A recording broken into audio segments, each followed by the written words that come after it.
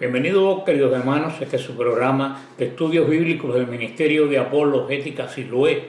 Mi nombre es Fran Morera y con Jorge Garzón en los controles vamos a continuar hoy nuestro estudio bíblico. En este caso, en el día de hoy, comenzando el libro del Eclesiastés. Pero como siempre nos ponemos en la presencia del Señor en el nombre del Padre, del Hijo y del Espíritu Santo. Amén. Y oramos. Padre bueno, derrama sobre cada uno de nosotros el don del Espíritu Santo, que te venga y haga vida en nuestro corazón, en nuestra mente, en nuestra inteligencia, en nuestro espíritu, y nos abra al poder de la santa palabra de Dios, para así poder construir el reino de Dios. Todo esto lo pedimos en nombre de Jesús el Señor. Amén. María, Madre de la Iglesia, ruega por nosotros. Pues bien, queridos hermanos, hoy comenzamos este libro mucho más corto que el anterior, Proverbios. Es un libro extremadamente largo. El Eclesiastés tiene solamente 12 capítulos, pero no por eso deja de ser un libro muy importante. Y vamos a comenzar ya en el nombre del Padre, del Hijo, del Espíritu Santo. Amén. Y dice así el versículo 1, la primera parte. Palabra de Coelet, hijo de David, rey en Jerusalén. El libro del Eclesiastés es uno de los libros más inusuales y quizás uno de los más difíciles de entender de la Biblia. Tiene, pudiéramos decir, un espíritu de desesperación sin esperanza. Hay desesperación con esperanza, pero la peor de todas es la desesperación cuando no se tiene ninguna esperanza, que cae en la fatalidad. No tiene alabanza, no es un libro que tiene o transmita paz. En algunas ocasiones, si uno no lo lee en el espíritu, parece transmitir una conducta cuestionable. Sin embargo, estas palabras de Coelet nos muestran lo vano, la locura de una vida cuando se vive sin la perspectiva de la eternidad. Es un libro de contrastes. O sea, no es un libro que te está dando una enseñanza directa, te está dando una enseñanza indirecta, presentándote lo terrible que es la vida cuando tú no tienes perspectiva de que hay una vida eterna, de que todo se termina acá. Y cuando uno dice, si esto es lo que yo voy a ver toda mi vida, para cerrar los ojos y perderme de la nada de la cual vine, no merece la pena vivir esta vida. Lo que hace el libro es presentarte ese pesimismo de la persona que no tiene fe en la vida eterna o en Dios, y a partir de esa presentación hacerte reflexionar. Pero no es un libro de enseñanza, le dije, directa. El libro de Eclesiastés, que viene de la palabra griega precisamente, pero con K, Eclesiastes, y del hebreo Coelet, por eso que se llama el libro Coelet en hebreo, porque viene de esa palabra, quiere decir un instructor, alguien que congrega un grupo de gente para enseñarle. Por eso se le llama muchas veces Coelet el predicador, porque eso es lo que viene siendo un Coelet, alguien que enseña, alguien que predique. En muchos sectores se conoce como el libro del predicador. Se trata de un libro que forma parte, por supuesto, del canon del Antiguo Testamento y de la Biblia. De eso nunca ha habido duda, de parte del Tanakh hebreo, y pertenece a los libros llamados sapiensales, los libros que son de enseñanza, los libros que transmiten sabiduría. Dentro del Tanakh o Biblia hebrea se ubica entre los libros llamados Ketuvim. Ketuvim son los llamados escritos, son los libros que le llaman, los hebreos los clasifican bajo este tipo de nombre, de los Ketuvim, de los que no son proféticos y son históricos, son escritos.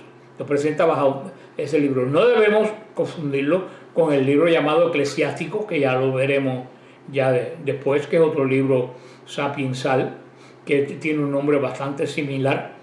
Y también podemos hablar de este libro, la fecha de composición entre el 300 y el 200 antes de Cristo. Esto no quiere decir que fue escrito en esa fecha. En mi entender, este libro es muy anterior a esto, un libro de Salomón, pero posiblemente fue o coordinado o pudiéramos decir resumido o introducido en el Tanakh, posiblemente para los 300 años, entre 300 y 200 años antes de la encarnación de el Señor. Yo creo esto porque sinceramente yo creo, por todo lo que dice el libro, que este libro proviene del rey Salomón. Esto está puesto en duda a muchas personas porque dicen que lo ubican en un periodo tardío, pero es el sentir de una época de Salomón. El autor del libro se llama a sí mismo hijo de David. El autor del libro se llama a sí mismo rey de Jerusalén. Así que por eso por muchísimo, toda la vida se ha atribuido, igual que el proverbio Cantar de los Cantares, al rey Salomón. Por eso le dije que posiblemente haya sido un libro incorporado tardíamente, pero con el espíritu y los conocimientos de este rey. Pudiéramos decir que en una época tardía del rey, donde él está mirando para atrás y está buscando la clave del sentido de su vida, viendo los errores que cometió, como vimos que terminó el libro de Proverbios la semana pasada. Él admite y advierte a sus sucesores sobre la admisión de mujeres paganas que puedan traer la contaminación de la fe en el medio de la familia. También el Eclesiastés es una crítica del secularismo, ¿sí? Tal como lo oye, el secularismo no es una plaga de este siglo ni del pasado. El secularismo ha existido siempre en el mundo. Es la tendencia, el secularismo, la tendencia de relegar la religión a un simple instrumento vacío y personal que no tiene significado en la vida pública, ni siquiera en la vida de la persona. Si el hombre concibe el mundo como un fin en sí, hermano, la vida se vuelve vanidad, que es como comienza este libro. ¿Qué es lo que vemos en el mundo de los artistas, en el mundo de la farándula y en el mundo inclusive de muchas personas de los medios de comunicación? Vanidad, vanidad. Un día lo dijo Mel Gibson, que esta fiesta de Hollywood es la fiesta de las vanidades. ¿Por qué? Porque las personas consideran el fin de la vida de ellos este periodo de tiempo en que estamos en el mundo. Por eso se convierten en seres vanos, en seres que viven el presente, no tienen trascendencia. Y muchas veces el presente no es nada halagador. Pero si lo consideras como un medio por el cual Dios se nos revela, un medio por el cual el Señor nos muestra la sabiduría, su justicia, mientras caminamos a la definitiva vida en Él, entonces sí tiene un significado totalmente diferente, la vida para cualquier persona. La pregunta clave en el Eclesiastés no es si Dios existe o si Dios no existe. Definitivamente el autor de este libro no es ateo, porque la presencia de Dios siempre está ahí. La pregunta clave del Eclesiastés es si Dios importa o no. Y esa sigue siendo una pregunta clave hoy en día para todos los seres humanos. ¿Dios importa o no? Depende de esa pregunta cómo tú vas a regir tu vida y tu relación con los demás.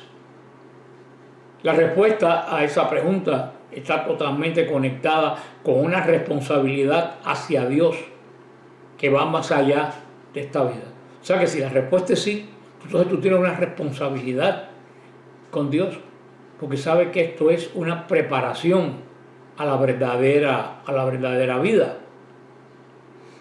Esto es creer. Sí creo en Dios,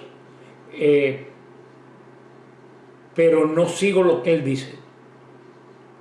Eso es un vivir sin Dios, aunque Dios esté presente en tu vida, que es muchas veces lo que está tratando este libro, la pérdida de lo sagrado en la vida diaria, que le da trascendencia al hombre. Y el hombre vive limitado por sus propias experiencias, la experiencia del mundo que lo rodea en ese momento. Es un libro donde nunca se utiliza el nombre sagrado, o sea, es un libro donde se basa en la lucha contra los problemas de la vida, el significado de la vida y el valor que yo le voy a dar a la vida. En la búsqueda de esta respuesta, el Coelet, el predicador, indagó en lo más profundo de la experiencia humana, incluida la desesperanza, algo que a tanta gente hoy los toca, como nos tocaba en esa época. Les he dicho continuamente, desde que estudiamos la Biblia, que el hombre es exactamente igual ahora que el segundo día de la creación. Ha cambiado el entorno, pero el hombre dentro de sí sigue siendo exactamente el mismo. Nos enfrentamos a la terrible inferencia de que nada tiene sentido. Cuando tú vives sin Dios, nada importa bajo el sol. Y cualquier método es bueno y santo para alcanzar el fin que tú te propones, que eres tú mismo, que es la satisfacción de ti mismo, porque no hay nada absolutamente más allá de ti. Entonces uno podría preguntarse cuál es el propósito del Eclesiastés. Pudiéramos decir que, va a sonar raro, que es un ensayo de apologética. ¿Por qué? Porque defiende la vida de fe en un Dios que es grandioso, pero que al mismo tiempo es bueno. Y te presenta la alternativa de vivir sin ese Dios, pero te hace esta apologética en forma negativa, para hacerte pensar, para hacerte razonar. Aquí el Señor no se nos presenta en forma, o la revelación del Señor a Salomón, como un filósofo formal. Es una reflexión que viene de Dios en ya una edad avanzada, de una persona que ha visto mucho mundo y sabe, cuando mira para atrás, que la vida sin Dios no tiene propósito. Una persona que puede vivir con una visión neopagana de la vida, que quita toda esperanza. Estás buscando respuestas en todos lados, y todas las respuestas que encuentras te aburren, y tu vida se convierte en un gran aburrimiento. Eclesiastés no pretende predicar ningún evangelio, ninguna buena noticia. O sea, el Eclesiastés alienta al que lo lee a una, podemos decir, una cosmovisión centrada en Dios, en lugar de ser una víctima de frustraciones, porque andas lleno de preguntas que no tienen respuestas. Eso es lo que es el Coelet, el predicador. Vamos a ver el segundo versículo de este libro, y es lo que es la clave del libro. Vanidad de vanidades, dice Coelet. Vanidad de vanidades, y todo es vanidad. A mí nunca se me olvida cuando yo era muchacho, que era monaguillo. Nosotros teníamos un sacerdote que de hecho fue el único párroco que yo, aparte del padre Félix Aguirre, que yo lo conocí cuando empezó a ser monaguillo muy pequeño, y se lo llevaron de Cuba apuntándolo con escopeta delante de nosotros los monaguillos, cuando se expulsaron a los sacerdotes de Cuba. Para un niño eso es una visión que nunca se le olvida, para parte de este padre que de verdad que me llamó a servir en el altar. El único párroco que yo tuve toda la vida fue este fraile franciscano, el padre Prieto, Alfonso Prieto Campello. Ahora me doy cuenta que fue un gran hombre, un hombre centrado en su ministerio, pero él tenía esa forma de predicar antigua, así muy exuberante en las frases. Y una vez en un sermón empezó diciendo matayotis, matayotetos, caipantas, matayotis. Y los monaguillos nos quedamos impresionadísimos. Entonces él explicó que era griego, que quería decir vanidad de vanidades y todo es vanidad. Hermano, nunca se me olvidó esa frase. Creo que fue la primera frase de griego y la única que retengo, que aprendí: matayotis, matayotetos, caipantas, matayotis. Y así comienza el libro del Coelet: vanidad de vanidades, todo es vanidad. El predicador comienza, no es de Cuba, de aquí, comienza su sermón con su primera conclusión. No va a ser la última, es la primera. Mirando la vida a su alrededor, él juzga que es vanidad. ¿Qué cosa es vanidad? Nada, la nada. ¿Qué cosa es vanidad? Algo inútil, algo sin sentido. Eso es lo que es la vanidad. Estar orgulloso de algo que no tiene ningún sentido y que a la larga no es absolutamente nada. Como dijo alguien, una voluta de vapor que se pierde en el aire. Esa es la vanidad de que trata este libro. Vanidad, en hebreo, hebel, quiere decir brevedad, que se traduce como insustanciabilidad, se traduce como vacuidad, como falta de fiabilidad, alguien que uno no se puede fiar, como fragilidad, como decía Job, en Job 9:29, también, donde significa vanidad algo sin efecto, como dice Jeremías 16:19 también, que usa la palabra vanidad como engaño. Y aquí él hace una repetición. Recuérdense cuando le dije que en hebreo se hace una repetición de palabras para enfatizar, porque ellos no tienen superlativo.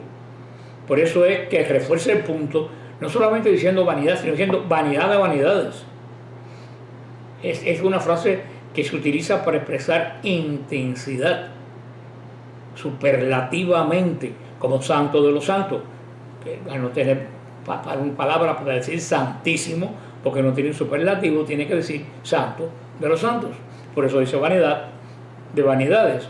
Esta frase o parecida se va a usar más de 30 veces en este pequeño libro, porque la vanidad, que nada, mis queridos hermanos, no hay nada más falso que la vanidad, es el centro de este libro, la vaciedad del ser humano, donde todo lo que se cree es pompa de jabón, que un pequeño viento se la lleva, desaparece y quedas absolutamente en el vacío, en nada. Vemos estos primeros 2 versículos que Salomón escribió desde esta perspectiva, una perspectiva que a través del libro expondrá como inadecuada. O sea, él comienza este libro diciendo vanidad de vanidades, todo es vanidad, pero no está enseñándonos que todo es vanidad, nos está presentando la vida de una persona vacía, de una persona fatua, para que entiendas entonces la vida del creyente que pone su esperanza en Dios. Es una condición que pone que no es cierto, no es necesariamente una condición de la vida. Uno debe decir, la vida mía no es vana, mi vida está llena de propósitos. Ahora, ¿cuáles son los propósitos? Ahí también está la pregunta. ¿Es un propósito vano? ¿Es un propósito de pompas de jabón? ¿O es un propósito sólido? Eso es lo que tenemos que pensar. Por eso es que yo diría, para aumentar más la confusión, que el Eclesiastés está lleno de lo que podríamos llamar mentiras verdaderas. Suena raro, mentiras verdaderas. Y es así. Hay mentiras porque no es cierto, pero verdadera porque se afirman continuamente. Tú lo estás oyendo, están presentes en la vida de nosotros. Hay en la vida de ellos algo que se repite. Es la perspectiva, como nos dice continuamente, no, Dios no importa. No, Dios no importa, porque tienen que ver Dios de todo esto que estamos hablando en la vida moderna, que vamos a tal planeta más cual, que Dios no es irrelevante en la sociedad hoy, que es lo que es el secularismo. Y entonces esta vida sin Dios, ¿qué es lo que engendra? Una sociedad vana, como la de Salomón y como la que tú y yo estamos viviendo. Que tú ves los medios de comunicación, tú ves inclusive la iglesia y te encuentras una vida tanto secular como en la iglesia totalmente vana. Te encuentras una iglesia llena de gente vana, que lo que están buscando es pompas de jabón, lo que brilla, lo que luce bonito, pero que se va en cuanto hay un soplo de la verdad. Como va a decir Pablo, fueron tras dioses vanos. A mí me encanta esa frase.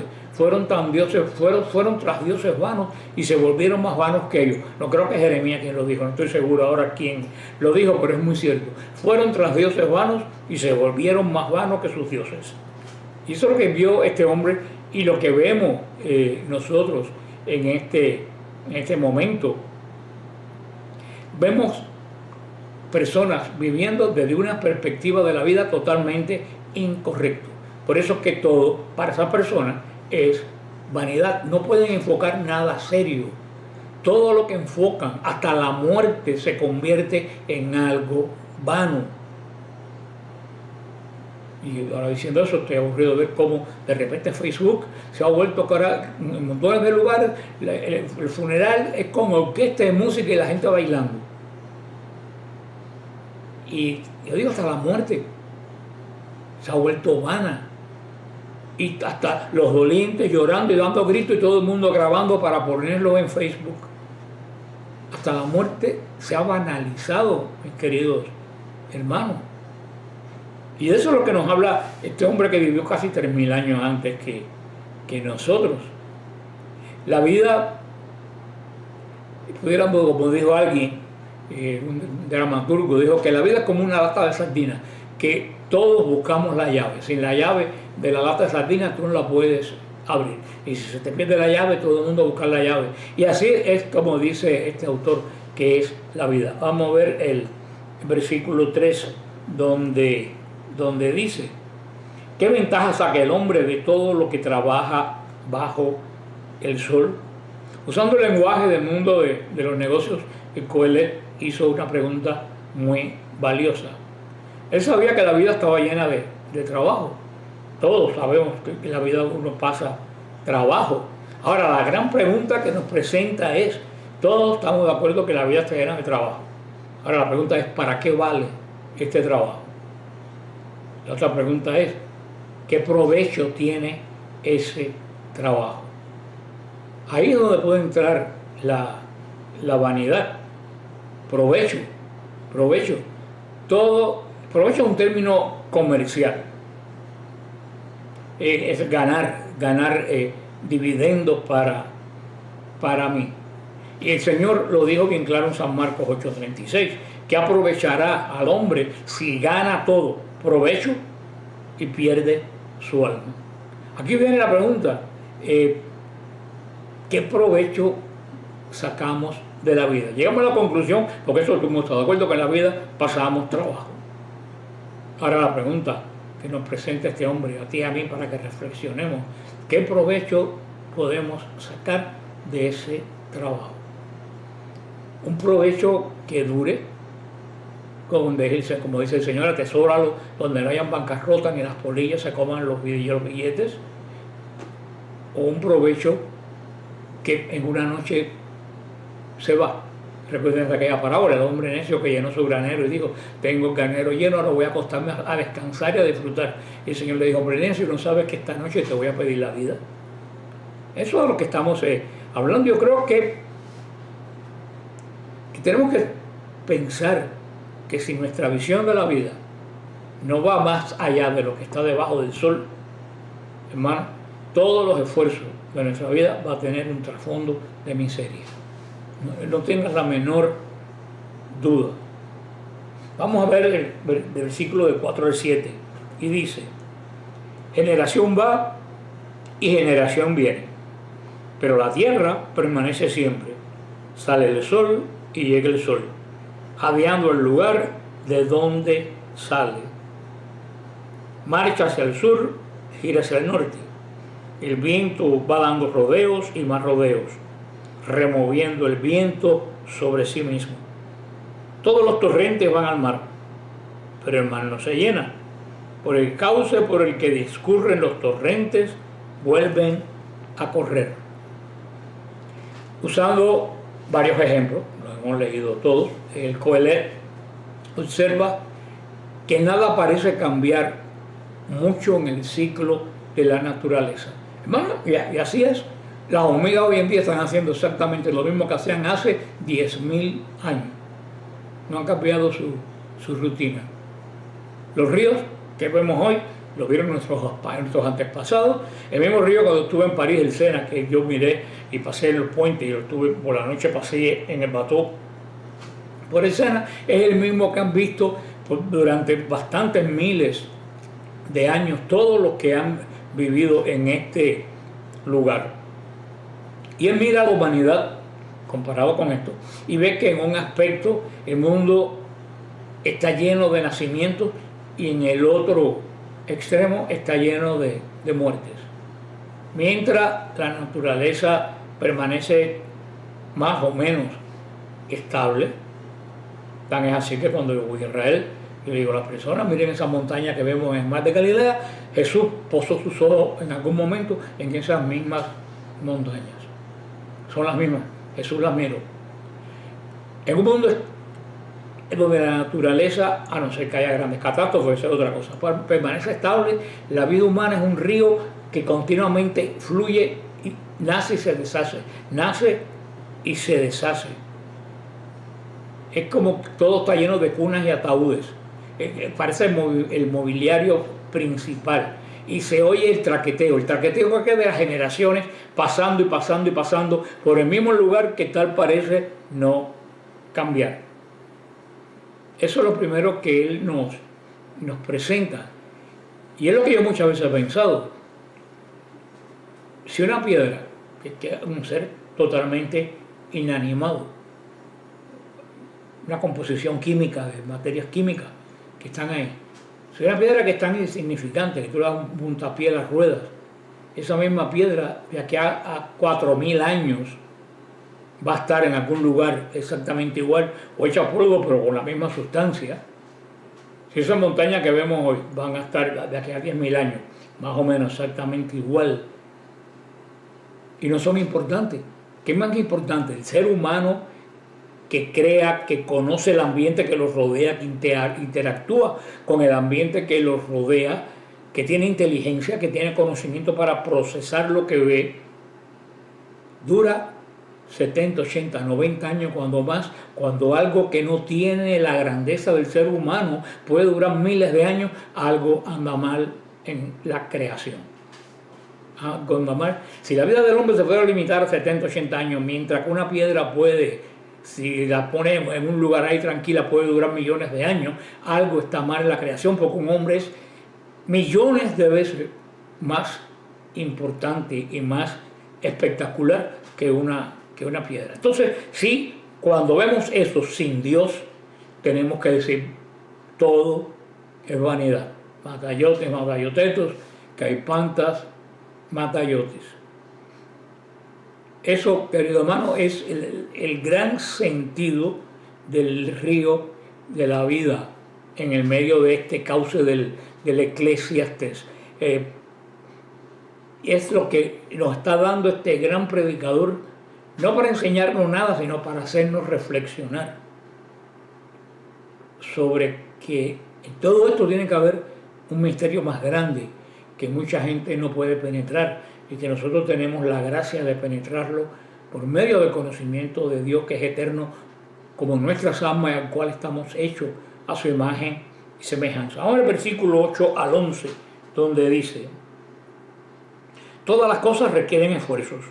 Nadie puede decir que no se sacía el ojo de ver, ni se harta el oído de escuchar.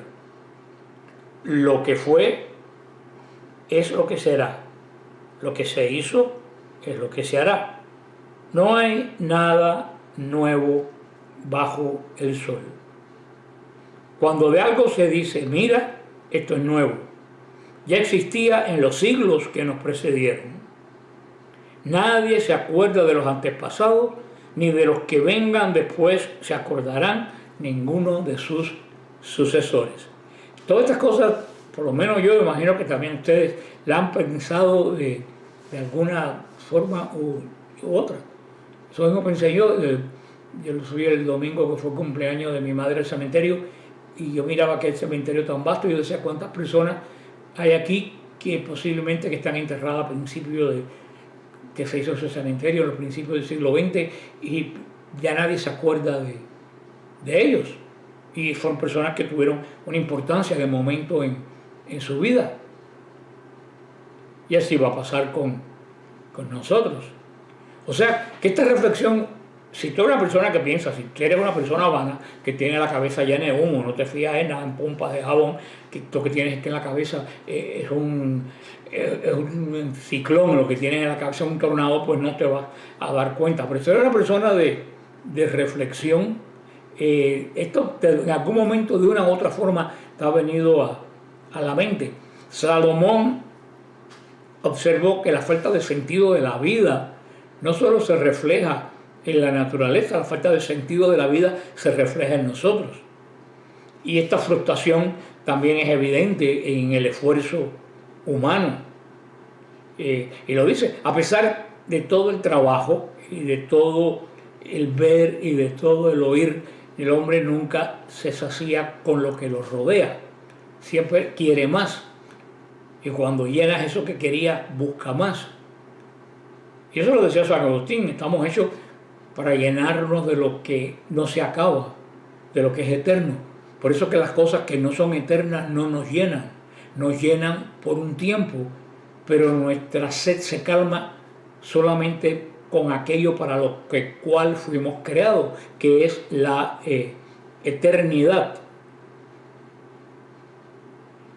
¿Cuál es la diferencia entre un hámster, una ardilla pequeña, no sé cómo le dirán, que están en una jaula y le ponen una rueda y siempre está dando ruedas, siempre está corriendo las ruedas? ¿Cuál es la diferencia entre esa ardilla enjaulada, ese hámster, que hace que su prisión gire más rápido, y la de nosotros los hombres, que tenemos un ciclo de vida, que corremos como un hámster siempre en el mismo lugar? Corremos, nos cansamos y siempre estamos en el mismo lugar. Alguien me decía una vez, qué aburrido los que viven en monasterios de clausura, siempre hacen lo mismo.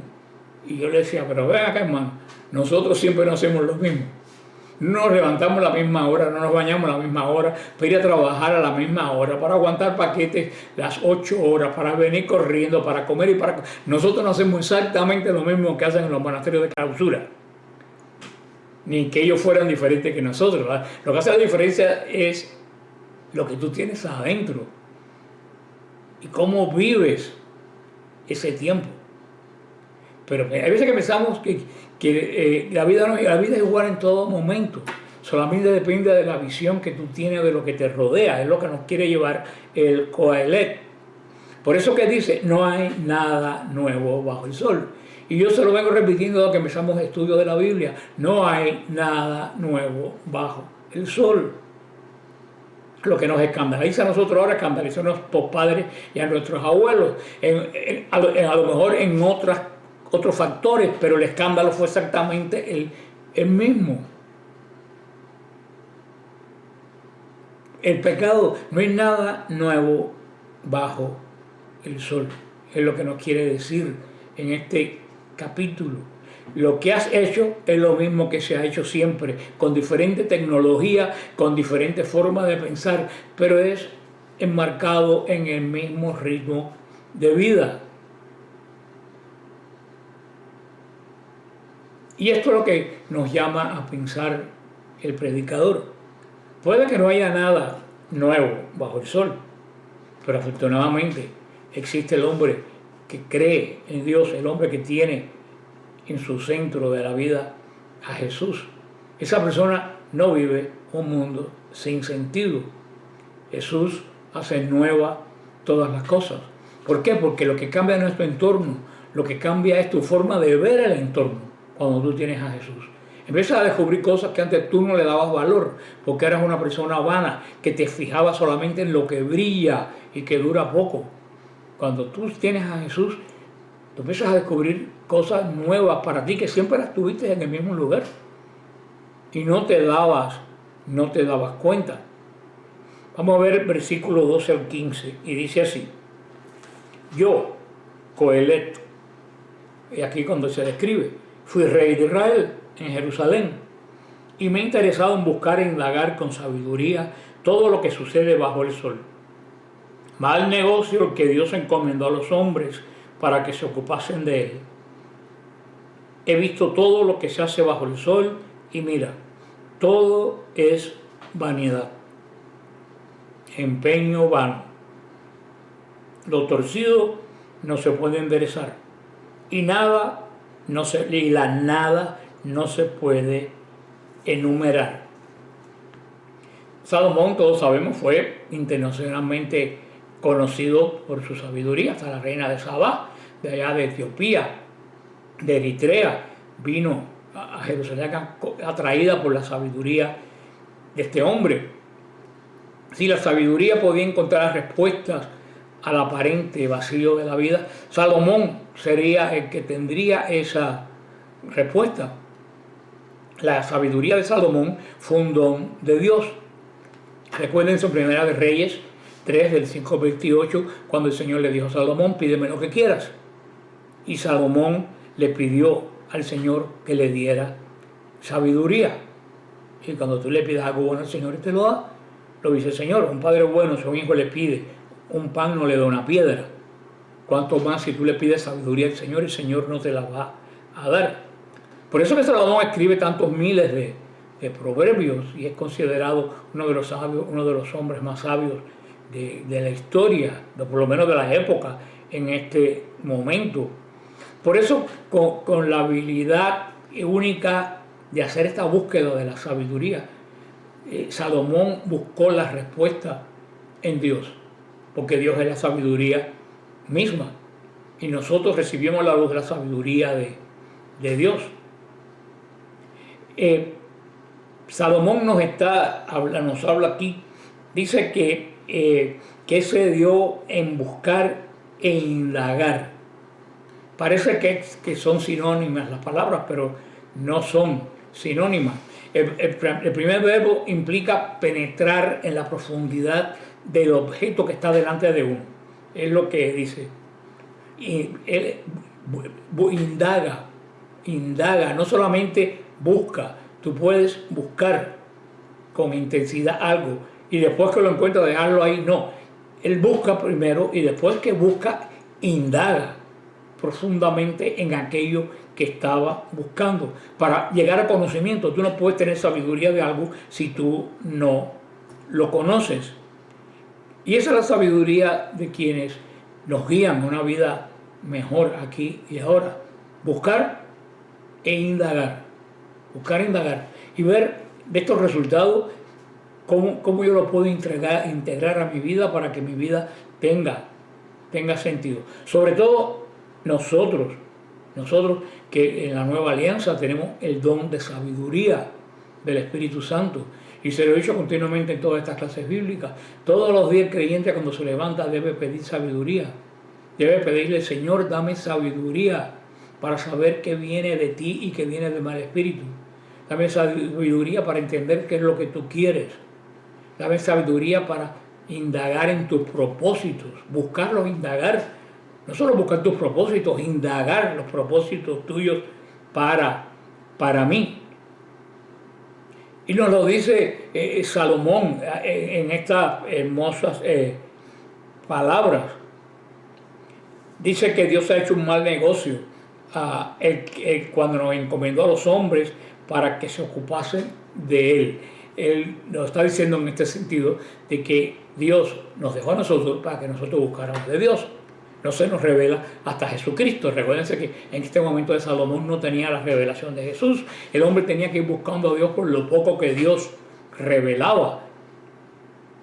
Y si tú buscas, encuentras a Dios por medio de lo que Él revela, tienes que ser una persona que estás atento al juego, porque si eres una persona vana, jamás, inclusive teniendo a Jesús, jamás te vas a enterar qué es lo que Dios quiere para ti. Por eso que dice Salomón que es un mal negocio cuando nos presenta esto para que reflexionemos lo que hizo el Señor, dejarnos a nosotros el buscarlo a Él. Pero sí, tiene que ser una iniciativa nuestra. Después se va a dar en Jesucristo totalmente. Y todavía hay personas que ni siquiera en Jesús, que es el Dios cercano a nosotros, porque es igual a nosotros menos en el pecado, y nosotros no indagamos a Dios en Jesús. Imagínense cómo podía ser en la época de este rey sabio. Es por eso que Dios pone este deseo en nosotros de eternidad, para que lo busquemos a Él, como le pasaba a San Agustín. Pero muchas veces, como le pasaba a San Agustín, tratamos de llevar este deseo de intensidad, de llenarlo con cosas materiales que siempre nos dejan con hambre. Y de ahí viene la vida vana. Y por eso hace esta pregunta, que lo torcido no se puede enderezar y lo que esté incompleto no se puede completar. Esto es el reto que nos deja Salomón cuando nos presenta la forma de pensar de una persona que está vencido por la fatalidad. No se puede arreglar absolutamente nada. Desde que tú dices, esto no tiene arreglo, querido hermano, ya tú perdiste. Ya tú perdiste. Te limitaste tú mismo. Siempre tenemos que tratar. Desde el momento que tú dices, esto no tiene arreglo, ya fuiste derrotado. Y no te derrotó el adversario, te derrotaste tú mismo. Por tu falta de capacidad de mirar más allá, de mirar los designios, el plan de Dios. Lo tercero que nos dice, que nos explica que porque el que está pensando debajo del sol está frustrado. Y nos lo dice porque está buscando en lo incompleto. Por eso hay tanta gente frustrada hoy en día. Están buscando en lo incompleto. Y te repito, lo incompleto no te puede llenar. Va al versículo 16 al 18. Y dice así: hablando para mis adentros, me dije, he acumulado una sabiduría que supera la de todos mis predecesores en Jerusalén.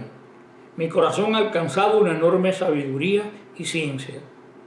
Me he interesado en conocer sabiduría y ciencia, desvarío y necedad. Y he comprendido que también esto es un empeño vano, porque mucho saber, mucho sufrir y más entendimiento, más padecimiento. Dice, tienes mucho saber, tienes mucho sufrir. Entiendes más, más padeces. Esta es la conclusión que llega nuestro querido amigo frustrado Coelet, que nos está presentando este libro, que si lo lees así, sin los ojos de Dios, es un libro tremendamente frustrante, que es como al cerrar, es decir, todo a la basura. Pero tienes que verlo aceptando el reto que te presenta Salomón. Hablé yo en mi corazón, busqué dentro de mí. Este enfoque es natural para cualquier persona que busque una respuesta bajo el sol. Por supuesto, aparte de la perspectiva eterna, tienes que buscar qué es lo que hay en tu corazón, porque la eternidad y lo que está en tu corazón se conectan. Ahora, la gente que no tiene conexión con la eternidad busca para adentro la sabiduría y las respuestas. Y la sabiduría y la respuesta va a venir del mismo necio ser que tú eres. No va a venir de Dios, porque tú no tienes perspectiva de eternidad. Dice que dedicó su corazón a buscar sabiduría, a buscar a entender la locura, muchas cosas. La búsqueda repetida, la búsqueda intensificada de la sabiduría, a él no le trajo ningún significado final. ¿Por qué? Porque buscaba la sabiduría humana en sí mismo. ¿Y cuál fue la solución, según él, en su época? No pensar más. No pensar más y seguir buscando a ver si en un futuro encontraba algo mejor. Y eso lo llevó a aflicción de espíritu. Esto es lo que nos quiere decir. No estoy hablando de la vida de él, en el tiempo que él se separó de Dios, producto, cuando violó el pacto, producto de la esposa egipcia. Estaba buscando sabiduría, pero una sabiduría humana. Hay muchos de ustedes, inclusive en toda la iglesia, que quieren buscar sabiduría humana en la iglesia. Y por eso es que están tratando con buena fe de destruir la iglesia. Porque no, digo con buena fe porque yo no creo que nadie busque más de la iglesia, pero lo estás mirando desde la perspectiva de una sabiduría tuya, humana. Tú quieres entender el sacramento no como misterio, sino como algo que tú puedes transmitir. Y tú solamente puedes transmitir lo heredado. Tú nunca vas a penetrar el misterio de Dios. Tú vas a transmitir solamente lo que Dios te va a revelar. Y tú tienes que estar atento a lo que Dios te va a revelar, como en un juego de básquetbol o como un juego de béisbol, que el catcher, el pitcher, que todos están en una tremenda relación a ver cuál es el movimiento del otro para hacer tu jugada, porque si no pierdes el juego. Tú tienes que estar continuamente atento a cuál es el movimiento de Dios para tú seguir el juego y llegar a su sabiduría, porque es el predicador, el Coelet, mientras más comprendía las cosas del mundo desde los ojos del mundo, cada vez se angustiaba más. No entendía nada. Mientras más buscaba, más se daba cuenta de que no sabía nada. Porque cuando pensaba que había llegado a saber mucho, todo se le derrumbaba del día a la mañana por acontecimientos. Eso es lo que nos dice el Coelet. Buscar la sabiduría en tu corazón, pero llenándolo primero de arriba. Porque Dios tiene una visión general de todo. Solo tenemos una visión parcial de la historia. Y vuelvo a repetir que es lo que se encarga este libro. Al prescindir de Dios, tu vida se vuelve vana. Es como un barco que no tiene brújula. No sabe para dónde va y no llega a ninguna parte. Porque solamente piensas que tienes para contentarte 70, 80 años. Y en eso te das cuenta que en esos 70, 80 años no todo es contento, hay mucho trabajo, hay mucho padecimiento. Y llegas a la frustración, porque no tienes una visión más allá de lo que nos espera, que eso pertenece al misterio de Dios. Ojalá que este libro tan contradictorio y extraño nos ayude para profundizar en nuestra vida y en la banalidad de lo que pensamos, hacemos o decimos. Con esto pues los dejo hoy y la semana que viene nos vemos en el próximo capítulo. Que el Señor los bendiga, los guarde, los mantenga sobre la roca. Aquí está la promesa de que las puertas del infierno no prevalecerán. Amén.